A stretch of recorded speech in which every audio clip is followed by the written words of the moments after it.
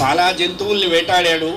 ఇక ఇంటికి వెళ్ళిపోదాం అనుకుంటుంటే నెత్తి మీద ఉన్న ప్రారంధం వెళ్ళనివ్వలేదు.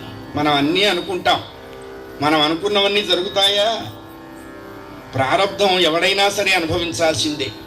అది ఎట్లాంటిది అన్నాడు, వెళుతున్నటువంటి రైల్లో నువ్వు టికెట్ కొనుక్కోవటం లాంటిది. అంతే, నువ్వు కొన్న తర్వాత రైలు వెళ్తల్లా, నువ్వు ఎక్కలేదు కాబట్టి రైలు ఆగిపోలా.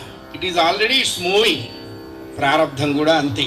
నేను ఎగ్జిక్యూటివ్ క్లాస్లో కొన్నాను, మీల్స్ కూడా ఇచ్చాను, కానీ లేట్ అయిపోయింది, రైలు ఆగాలి, కుదరదు. ప్రారంధం అంతే. నీకు ఇష్టం ఉన్నా ఇష్టం లేకపోయినా అనుభవించాల్సిందే.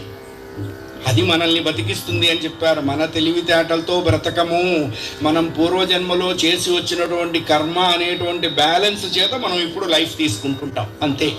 కర్మ ఎవరిని విడిచిపెట్టదు, అది అందరికీ వస్తుంది. 1000 ఆవులు 1000 దూడలు